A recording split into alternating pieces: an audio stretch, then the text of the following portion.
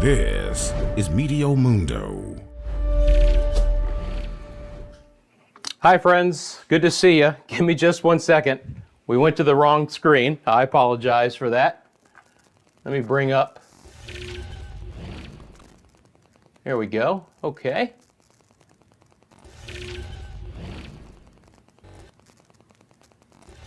Interesting. How you guys doing? Sorry about that. Might have to look into something here real quick. Nice to see you. Apologize for some reason not getting the output of my weather computer, but that's okay. We'll work on this. How are you guys doing? It is 8 o'clock on a Wednesday night, and I hope you're doing well. Coming up, this is a live stream where we're just going to simply talk. I'm going to get you guys the latest information on what's happening with Helene, and then we're going to look at the forecast as well.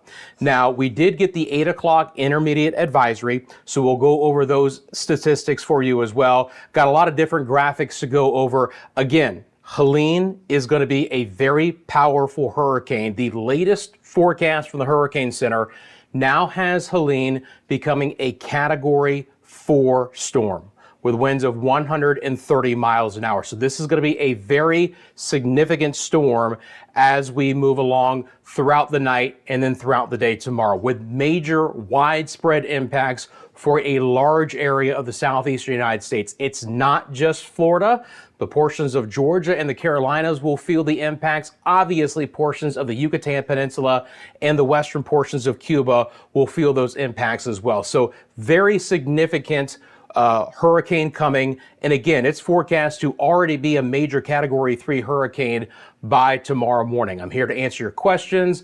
We'll talk about all the different models. We'll look at all the different impacts that are going to be felt widespread here as well. So I appreciate you guys tuning in. Thank you so much for clicking that like button, and I hope things are well with you guys.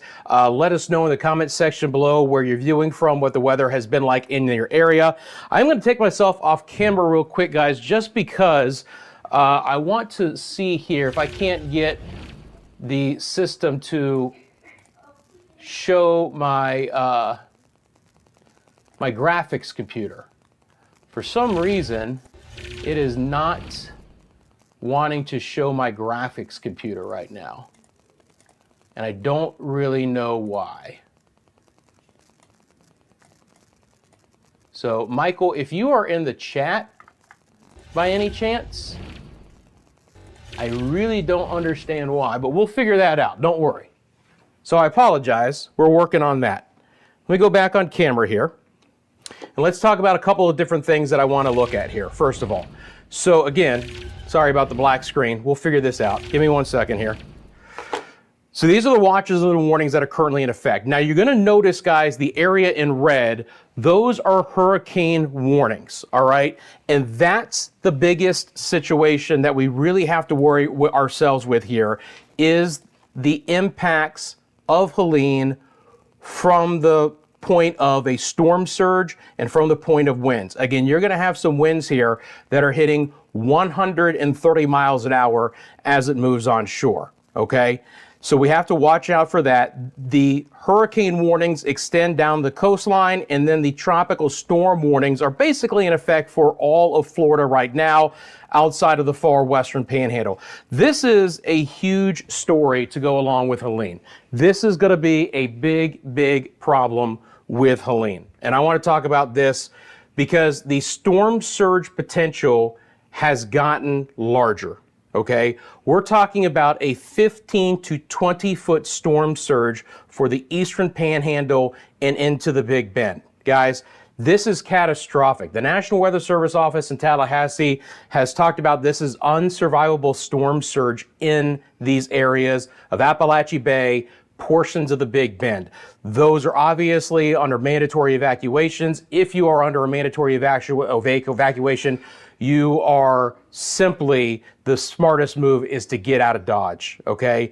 A 15 to 20 foot storm surge that could be as far south as the Swanee River, including close to Cedar Key. Then you have a 10 to 15 foot storm surge down towards Chassahowiska, also towards Caribou, Apalachicola, and you notice that these are very, very large numbers all the way down towards Anclote River, Tampa Bay at 5 to 8 feet, and then 3 to 5 feet for Charlotte Harbor. So this is a tremendous problem in these areas. And I appreciate you guys coming in here and sticking with me again. 1 to 3 foot down in the Florida Keys. The wall of water that is going to be brought by this is going to be absolutely stunning, okay? Can't tell you guys enough how much of a problem that is going to end up being for these areas, okay? So we got to watch out for that. Then this is another situation for you right now as well, is that we have, again, an issue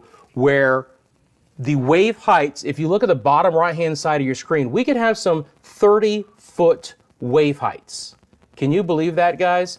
Can you believe the fact that we could have some 30-foot wave heights coming in? Now, the storm surge is going to be obviously the wall of water that actually gets to the coastline, but itself, certainly the opportunity that we could have a storm surge combination with wave heights that go above that. Now, not at the coastline, but it's an unbelievable amount of water that Helene is going to be moving in. This is going to be a huge problem for these areas, and even the east coast of Florida could see near double-digit wave heights in some areas. I mean, obviously, mariners need to be very cautious about this, make sure that they are well away from any open waters, and obviously you're going to want to just bottom line seek safe shelter. That's the simple situation to go along with that.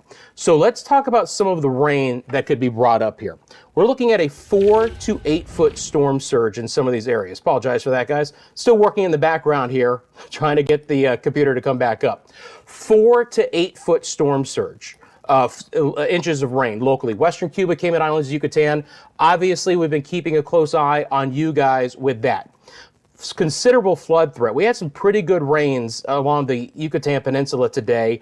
Even Jamaica. I've had a lot of friends in Jamaica who've told me, Rusty, we have just gotten absolutely hammered today with some very healthy rainfall. Some rain has actually caused some flooding, some landslide issues there. So again, Helene's impacts are going to be felt so far wide that is going to be a huge problem. Then you're looking at the southeast United States, 5 to 10 inches, but locally up to 15. Flash in urban flooding, going to be a big problem there. Then we're going to have some river flooding as well. And then the central and the northern Bahamas, locally 2 to 4 inches. I think we're going to be okay in the Bahamas. There could be some areas of very heavy rainfall, but I don't expect it to be extremely significant to the impacts of where we're going to actually have some big time issues here. Give me just 1 second here, guys. I think I understand what's going on here, but I need to let my engineer know.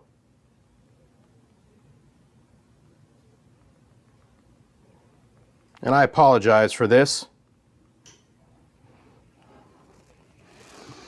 What we're doing is, in the background, we're actually building our Francine graphics, but I can't access my weather computer because of that right now. So I do apologize. I hope to get that fixed soon, but I do have these other graphics to show you guys first anyway. So let's take a look at this. The first thing I want to show you guys is the H-Werf model. The problem is, and here's what's going on, is that I'm trying to do this. They're trying to build some graphics in the background for our live coverage tomorrow, and it looks like the systems aren't allowing the two to connect. So we'll get the weather computer back up here in a second. I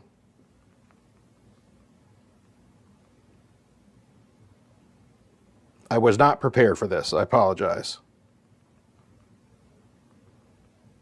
Okay, so we'll get to the weather computer in a minute, and then hopefully everything will be resolved. But I do have these different models to show you. You're looking at the H-Werf model. Now, I showed you this in the video earlier today. Take a look at the winds that are associated with the H-Wharf model. These are not gusts. These are sustained winds, which do peak out with a maximum of a high-end Category 4, all right? And this, again, has landfall on the eastern side of the Panhandle as we get into tomorrow evening. Helene is going to rapidly move as we go through the remainder of the day, all right? That's going to be a big-time problem for us here. Now, look, there are going to be some subtle shifts in the track, and I'm going to get back to the chat here in a minute, but again, you're looking at some of the models with this rapid intensification. And that's exactly what the Hurricane Center is talking about. If you look at their discussion, they mention rapid intensification because we're going to go from a Cat 1 here, and again, the forecast is for a Category 4 hurricane. So that's what the H-Wharf model looks like right now, all right? Let's take a look at some of the other ones for you here. Let's go over to the HAFS-A. So this is, again, another tropical model, all right? And it's another intense model. Now, this one is slightly, sorry about that, guys. This one is slightly to the east of the others. It's a little bit more into the Big Bend, okay?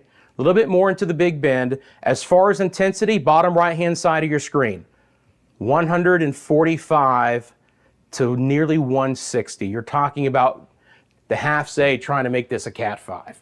It's a problem, right? Hopefully it doesn't get that strong, but again, right now the official forecast from the Hurricane Center is a Category 3. If you look at the top right-hand side of your screen, you're going to see that we do have on the time frame a landfall tomorrow evening, sometime around 8 p.m., maybe slightly after. But that's a fast forward speed to go from where it is right now to having landfall, again, Eastern Panhandle, Big Bend, by this time tomorrow night. We basically have 24 hours. Now, obviously, on the eastern side of the storm, it's going to be the worst weather, and we're going to have potential hurricane force winds brushing the west coast of Florida, even as far south as Tampa Bay. The track will be dependent on that, but again, Helene is a massive hurricane, okay? It is in the 90th percentile in size, which means it's in the top 10%. Not only is Helene going to be a powerful major hurricane, but it's so big, the impact's going to be felt in such a massive, widespread area. This is going to be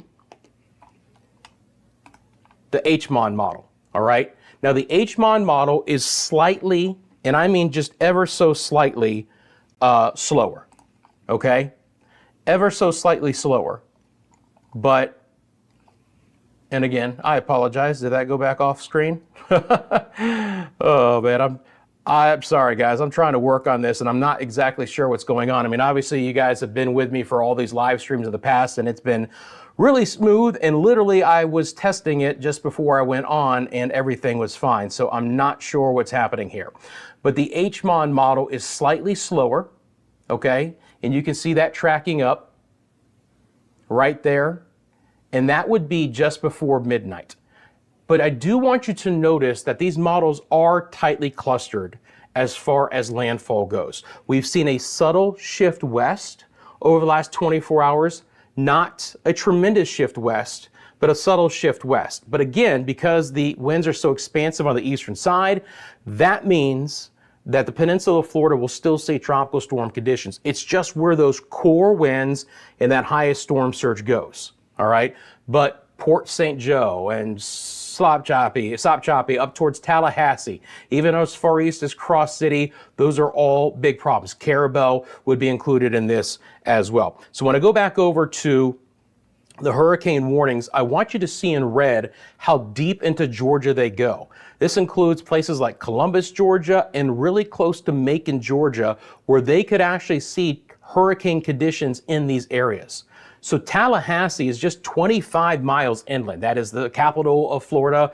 Florida State University is there. It's a huge problem for Tallahassee, which is one of the bigger cities in the Panhandle. Okay, basically the big cities are Pensacola and Tallahassee, and there are some lovely, lovely beach communities as well. But again, the storm surge along the center and off towards the east as well. So this is a big problem. Excuse me here. I'm working to try and get WSV3 up. Hopefully our engineer is watching. He is.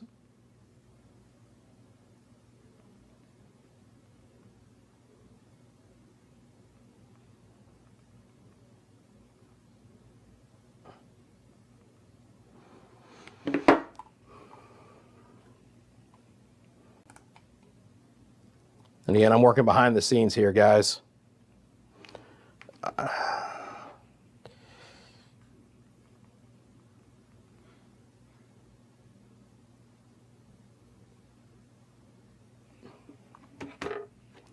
And see that you guys are looking at a blank screen again. All right, so there's the storm surge graphic. Again, as we work behind the scenes on this, and I really do apologize, you can see the storm surge problem here. Sometimes the best laid plans don't work out fantastically, do they? We might have to restart this live stream. I think that's probably the best thing to do.